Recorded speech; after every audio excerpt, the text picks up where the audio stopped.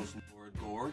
I'm giving you information that's factually correct and politically incorrect.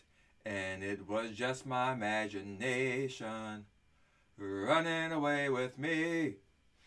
So this week, I'm going to talk about the juice, O.J. Simpson, and how he once exemplified American individualism and the pathway of success for anyone in the United States of America. Now, before we go into this, people are going to say, "Oh, Lord Gord, what about the O.J. Simpson case?" Okay, O.J. killed those two people, okay? He killed Nicole Brown Simpson. He killed Ronald Goldman. Let's take a moment of silence in memory of those two innocent people. Okay, let's get into this. O.J. Simpson was the representation of the principles of the United States of America prior to his criminal case. He developed a marketable skill. He assimilated to the values of the productive society. He saw himself first and foremost as an individual. He loved the country that provided opportunities to him. And he did not expect for someone else to be responsible for his behavior. He was said to have said that I'm not black, I'm O.J. But that saying is a great example of the individual over the collective.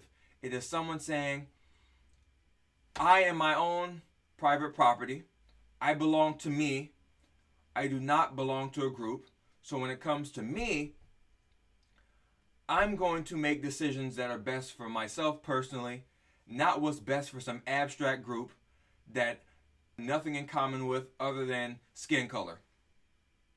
And due to that decision that he made, he avoided the poison pill of collectivism, which led to racism, resentment, economic stagnation, and government dependence for a lot of blacks in the United States of America.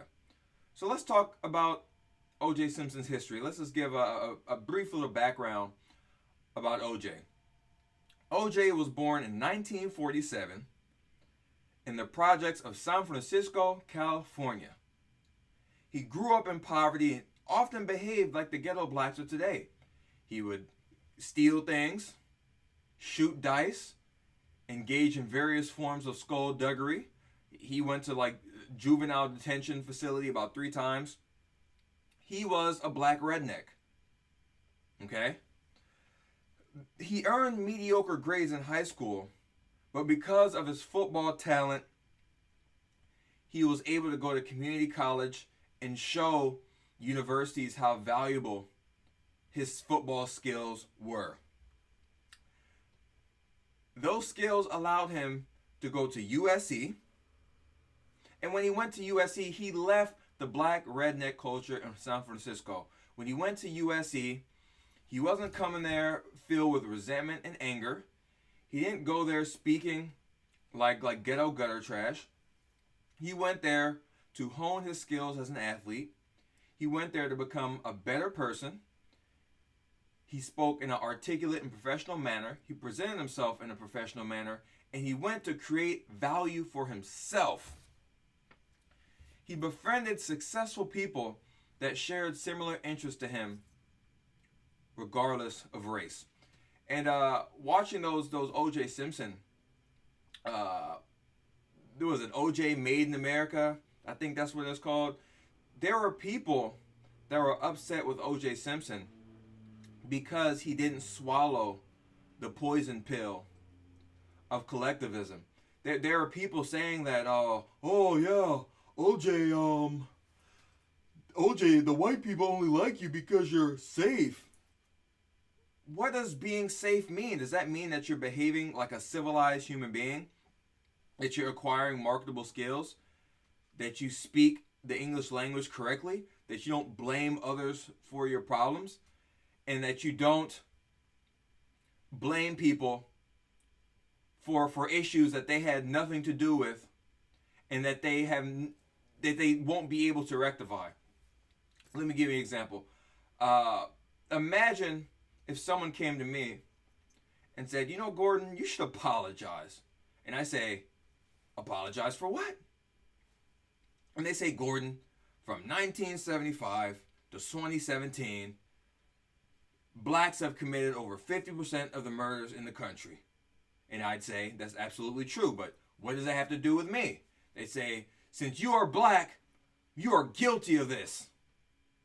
I say, no, I'm not. I'm an individual. I've never murdered someone. I've never planned on murdering someone. I don't defend murderers.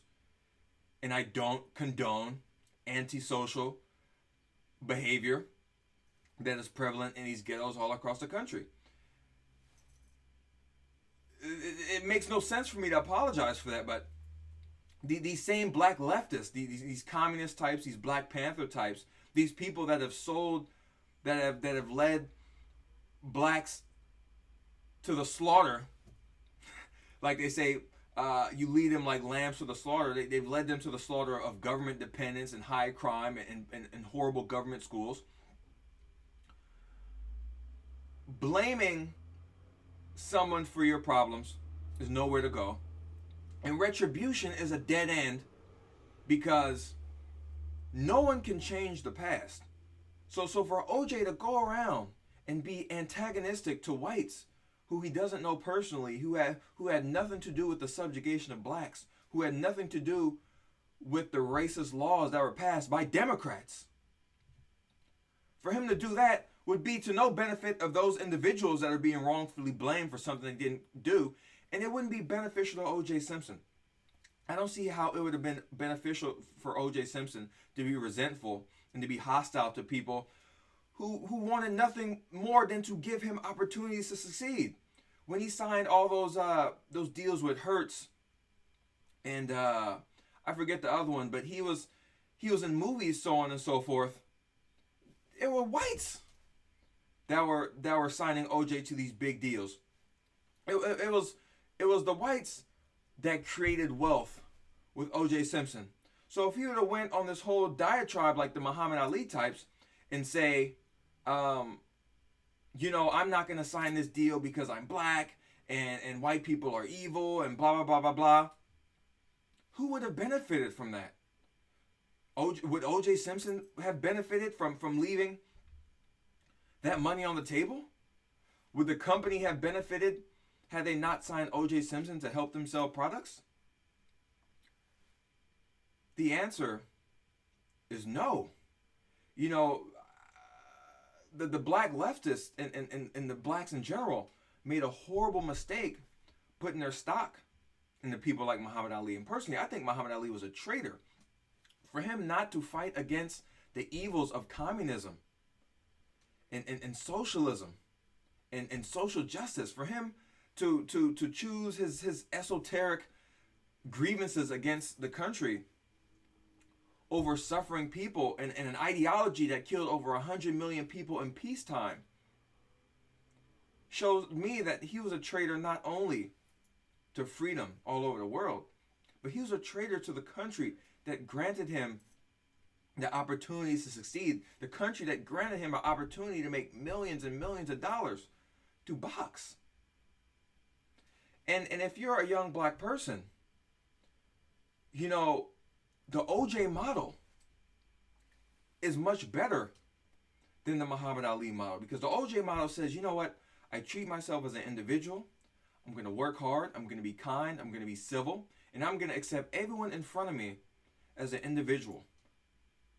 Where the Muhammad Ali model was, I'm angry and I'm belligerent, and I'm going to blame other people for my problems, and I'm going to hate people because of the color of their skin.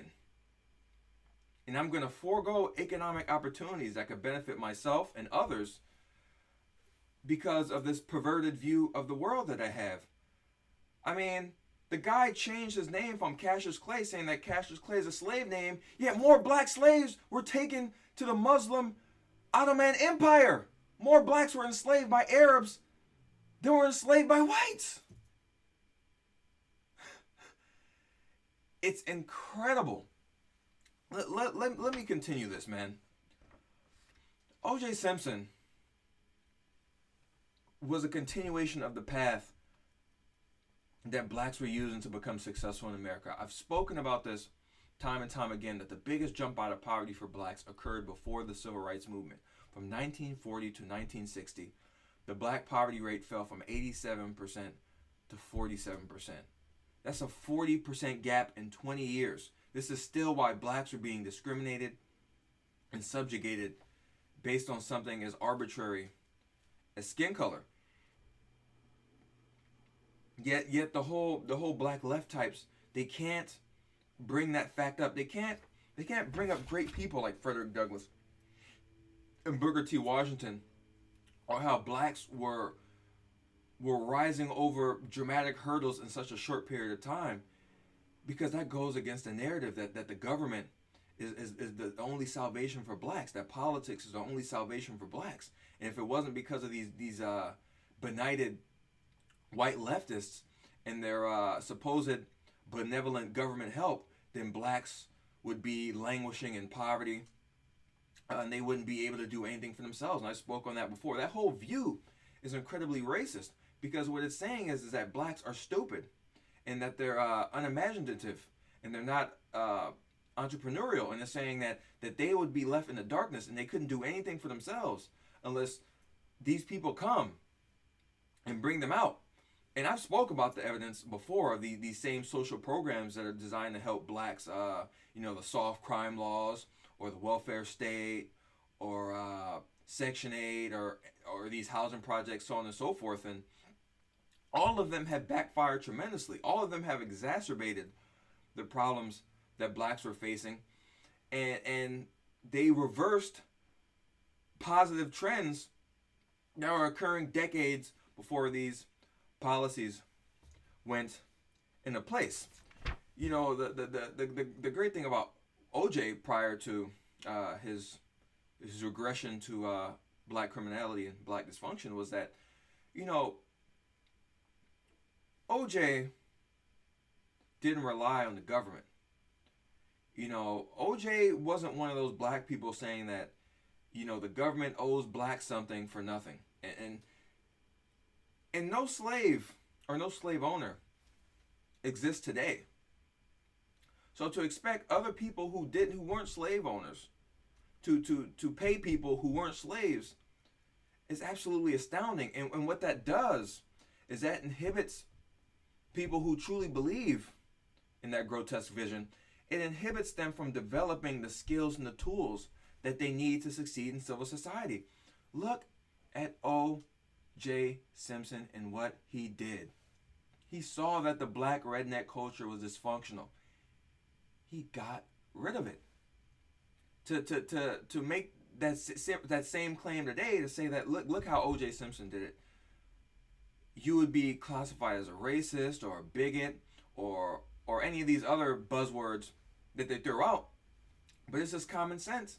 If you're emulating the lifestyle and the habits of dysfunctional people, how can you expect anything but dysfunctional results? So let's talk about the whole discrimination thing and how these blacks were tricked into relying on the government. All the discrimination that they faced was through government. Even the buses that Rosa Parks were on, those buses had every incentive to cater to blacks because blacks were their primary constituents. So why would a business purposely treat its reliable customers poorly? The business didn't want to put blacks at the back of the bus, but the law said that you had to put blacks at the bus. Last week I talked about minimum wage laws and how those negatively affect blacks. Blacks had higher labor participation rates when the minimum wage law didn't exist, or when inflation made the minimum wage law negligent, than when the minimum wage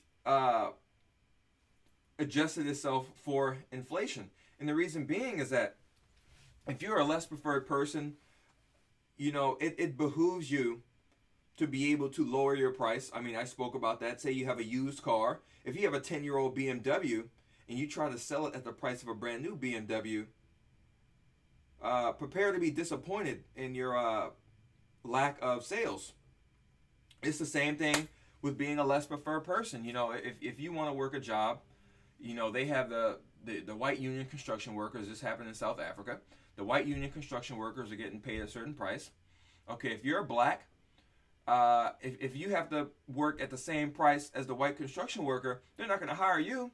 So it benefits you to be able to negotiate your price and undercut them. But that's not what the black left. That's not the policies they advocate. They advocate for counterproductive policies. They advocate for policies that encourage government dependency, that inhibit the growth and development of human capital, that break up families, that create crime and dysfunction, and that are anti-business. I mean, the toxic identity politics that are rooted in the 1960s led to the destruction of Detroit. I'm going to do a podcast in a few weeks on Hispanic Detroit and how I see chilling parallels with the poison pill of collectivism that blacks took, and how running their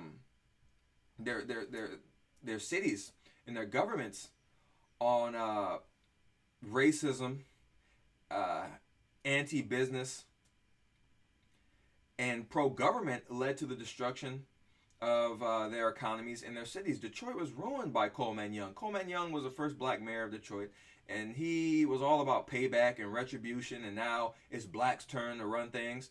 And he ran all the productive people out of Detroit. He pandered to the unions and priced a bunch of people out of jobs, so the jobs left.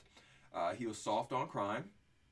He was big on welfare dependency, so on and so forth. And what that did was ruin the city. I mean, when you don't have jobs, when you have a lot of people dependent on the government, when you're raising capital gains taxes, driving the productive people out, you're getting less production and more dependency. That is a recipe for failure.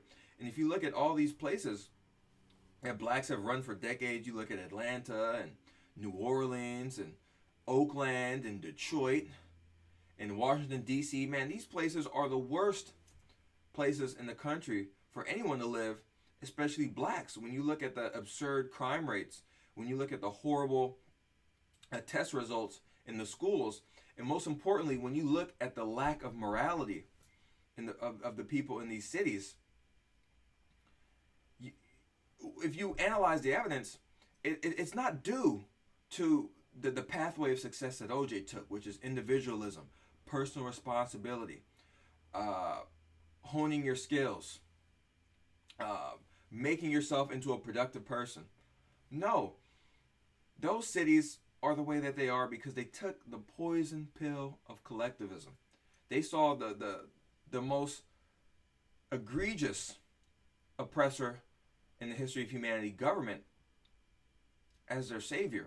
They saw that, having people that look like you in positions of power is going to somehow benefit your life. But when you look at the evidence, no ethnic minority group, whether it's Italians, Germans, and Japanese in Latin America, or Lebanese and Indians in Africa, or as Chinese in Southeast Asia, whichever minority group that you, or the Jews in Eastern Europe, whatever minority group you pick out of those, none of them succeeded through the realms of politics. They succeeded through the realms of economics.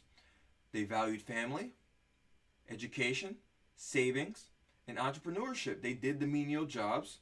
They acquired marketable skills. And they made it so that even if people didn't like them, they had no choice but to do business with them because of the value that they created. That is the biggest antidote to discrimination. When you look at the barriers that blacks broke first, they weren't in government. They were in entertainment, in sports. Because when the discriminator has to pay a price for their discrimination, they are much less likely to do it than a government entity which doesn't pay the price for discrimination. The taxpayers pay the price for discrimination. And, Booker T. Washington said that, they will, a class of blacks will exist that do nothing but prop up the supposed wrongs against black people for their own benefit. Essentially, almost 100 years ago, he was warning us about race hustlers, and those race hustlers still exist today, and they are still advocating for counterproductive policies that have destroyed cities, families, morality, and businesses.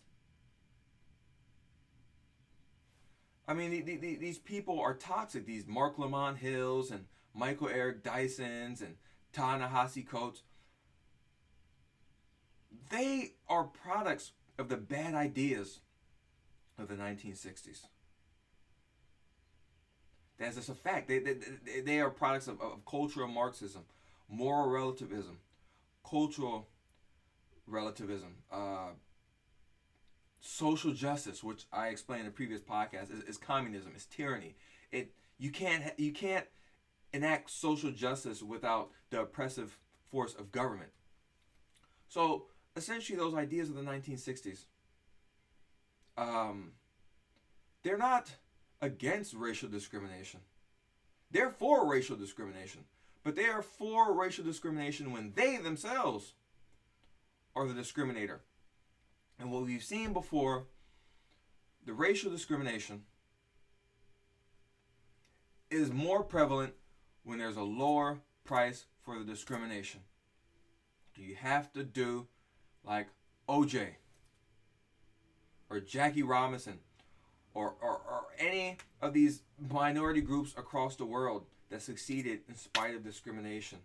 You value family, education, savings, and you acquire a marketable skill, and you make it so that people who might want to discriminate based on skin color are not allowed to do so because it would cost them a lot more money.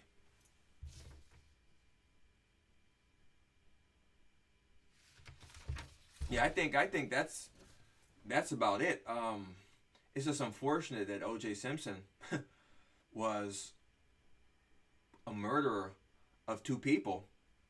And last point I'm going to make is that, that same toxic identity politics and reliance on government, this malicious leftism, where I think all leftism is malicious. It's more malicious the more people are invested in the leftism. This led to destructive ideas like critical race theory. The guy, what's the guy's name? Derek Bell. At some point at Harvard, Derek Bell went on permanent leave until they hired a black to the faculty. But he said, it has to be a certain black. It can't be a black that thinks white. If that's not racist, I don't know what is. What does it mean to think white? If you said to a black person, hey, you think black, if a white person said to a black person, hey, you think black, they'd be calling them all the names in the book. But you can say, hey, a black person thinks white, and no one says anything of it. And essentially what he says by thinking white is being a fan of small government, understanding that the best party program is a job,